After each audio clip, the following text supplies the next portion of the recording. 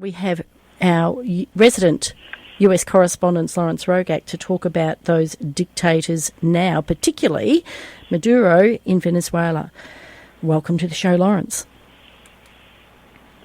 Hello, and thank you. Good morning. Look, Lawrence, I tell you, every week when you come on the show, we have something extraordinary to discuss, but it doesn't get much more extraordinary than this. We've got people complaining about this arrest and saying that it breaches international law, and we've got others celebrating it, with the Dow Jones index going up 600 points one day and 500 points the next. So there's a big celebration of oil now being available worldwide rather than being, from what we can understand, being used for the other dictators around the world that should be of concern. It's a very exciting and interesting development, and let me start out with an initial observation, which is that most of the world appears to be thrilled with this development, most of all the people of Venezuela. There are celebrations in the streets that are reminiscent of the way the people of Paris celebrated when the Nazis were driven out of their country in 1945. Maduro was not a legitimate president. That was, it's very clear that it was a corrupt election. The people of Venezuela were convinced that he was not a legitimate president, and that there was another person who was the actual president. It seems that the only people who are unhappy are people who don't like President Trump. Everyone else is thrilled. So that's the first observation. And then if you want to talk about the legality of what he did, that's a very fuzzy subject, because the closest thing to international law in this regard is a part of the United Nations Charter, which is not binding on the United States. I mean, if somebody violates the UN Charter, they can debate it at the United Nations. But it's also significant to realize that Nicolas Maduro has been under indictment for the past 5 years. In 2020, the United States Attorney for the Southern District of New York obtained an indictment against Maduro for narco-terrorism. So this is a man who is a wanted criminal, who is not recognized as being the legitimate leader of a country. And just as we did with Manuel Noriega in the 1980s, we went in and snatched him up. There's another precedent, not exactly on point, but in 1962, the government of Israel went into Argentina and snatched up Adolf Eichmann, who was the Nazi who had been in charge of transporting Jews to death camps. So when somebody's a criminal, you can go in and snatch them up, and if they want to complain, let them complain. Look, I couldn't agree more. You talk about international law and the UN Charter and the ability to debate issues if those charters have been breached. The interesting thing is that I don't believe, and I'm happy to stand corrected, I do not believe that any of these charters have been ratified in any form of equality or agreement whatsoever. You can actually go online and see lists and lists of these charters, and the country saying, look, I agree with all of that except for Section 2. I'll agree with the Charter except for Section 4, etc., etc. So that essentially, may well be their right because they're focusing on their own laws, which makes almost the UN an absolute farce.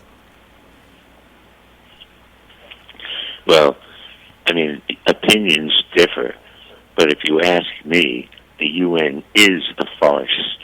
I can't point to much of any good that they do. It appears to be a country club for the world's dictators and slave owners and a lot of bad people, where they go in and criticize the Western countries and demand money from them as payment for whatever so-called oppression or climate change or whatever. The UN is an anachronism that should be abolished, but that's a different conversation. It is. Nothing that's said in the UN is really of any importance. Indeed. As far as I'm concerned. Indeed. So let's move on from that, and we've got that clear. The argument about breaching international law is a separate argument completely. The scenario that we're actually seeing, that we're not hearing a lot about, is the fact that this is all very much, one, the breaching of democracy completely and a dictator coming in on their own terms. Two, being involved in drug cartels and the killing of United States citizens and citizens around the world. And now we're hearing about the voting machines and Venezuela essentially being central to voter fraud. Now, this could be rumour. There could be some truth to it, but certainly President Trump never plays all of his cards. There's a lot more to come. What are you hearing on the ground in the United States? There is a lot of dirty laundry that is going to be aired, and probably a lot more dirty laundry that will not be aired. Part of the way I judge any event is who's complaining. And the people who are complaining, I think, are the ones who have the most to hide. Just like with the Somali child care fraud in Minnesota that's come to light.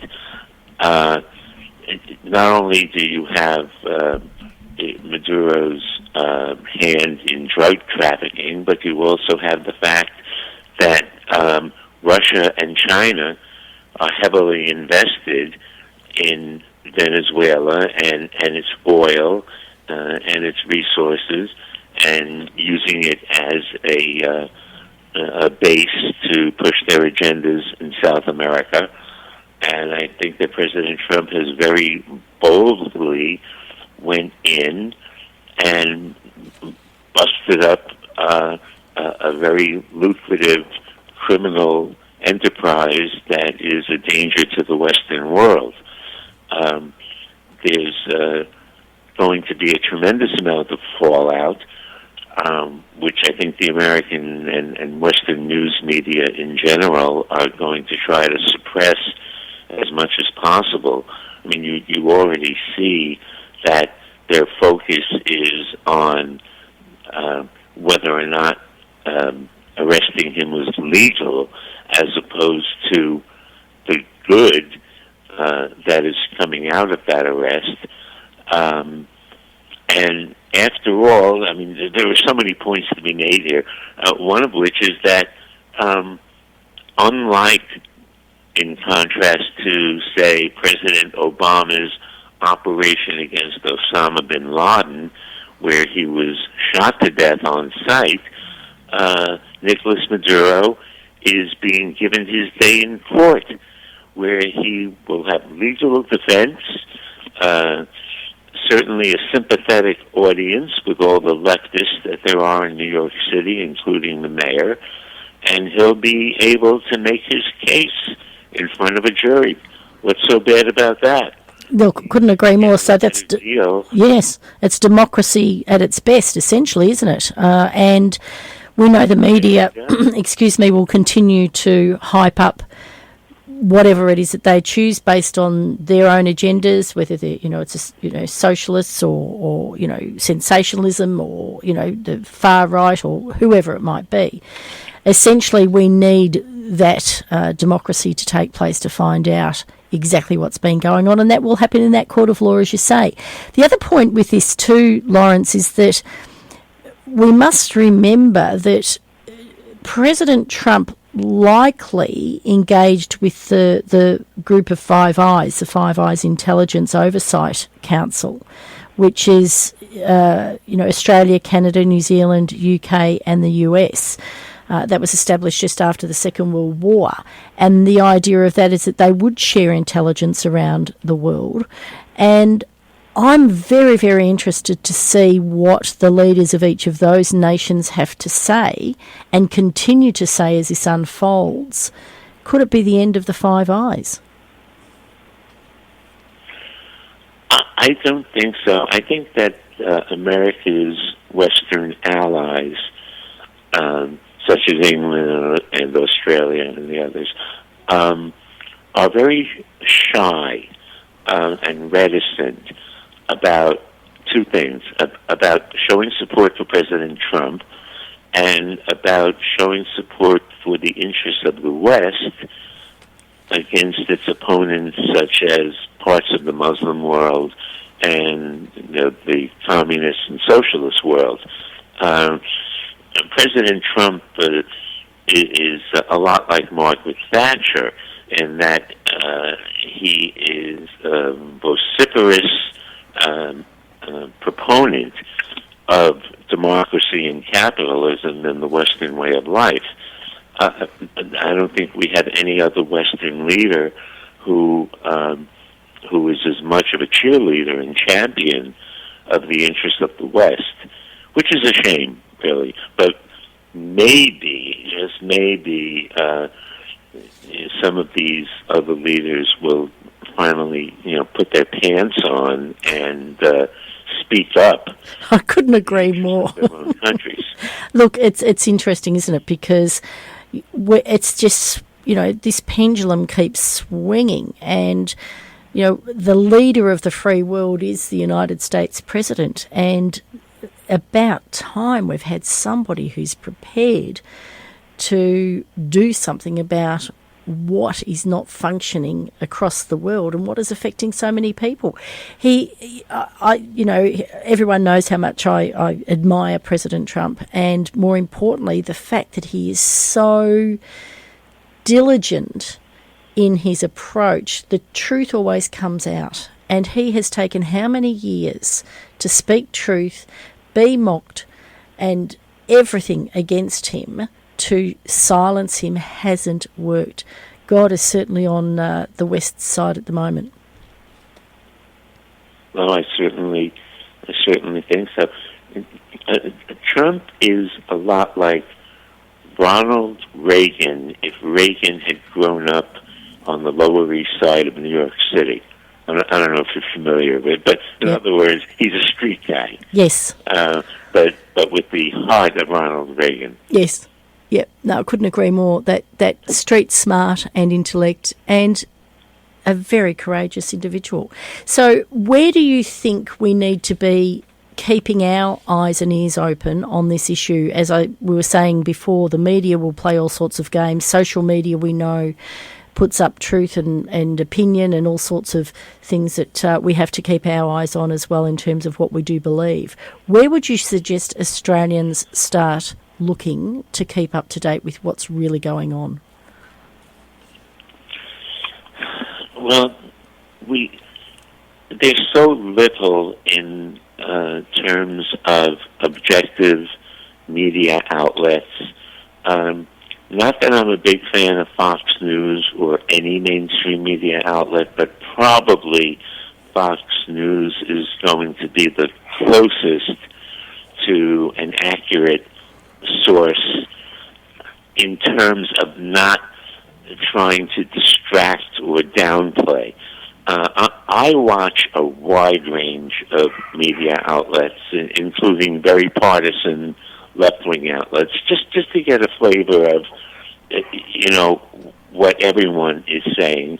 And one of the things I see is that the left is calling Maduro's arrest a distraction from the Epstein files. They were relying very heavily on the Epstein files as being a means to discredit and possibly even bring down President Trump, when in fact most of the damaging evidence is against Bill Clinton. But you know, when you want to distract, and just like a magician, the way a magician does his tricks is through distraction. You know, while he's waving his right hand in the air, he's doing something with his left hand that you're not paying attention to. And leftist media does the same thing, even though ironically they accuse Trump of doing exactly that. So did Trump arrest Maduro to distract from the Epstein files, or are the Epstein files a distraction from Maduro? That depends on a person's individual point of view. If you hate Donald Trump with a passion, then all this current news is just a distraction from things that he's done wrong. But if you don't have a bias, then you probably think that the arrest of Maduro is a very big deal. I try to be objective, even though I admit my biases, and in my best attempts to be objective, I think the arrest of Maduro is a very big deal, and I think that a lot of information is going to come out which is very damaging to the interests of the left. You already see that China is complaining. Well, of course they're complaining because they have a very big stake in Venezuela. The Cubans, not the Cuban people, but the Cuban government is complaining because they're in the same position as Maduro, and who knows, the overthrow of the Cuban government could be next, which would be tremendous.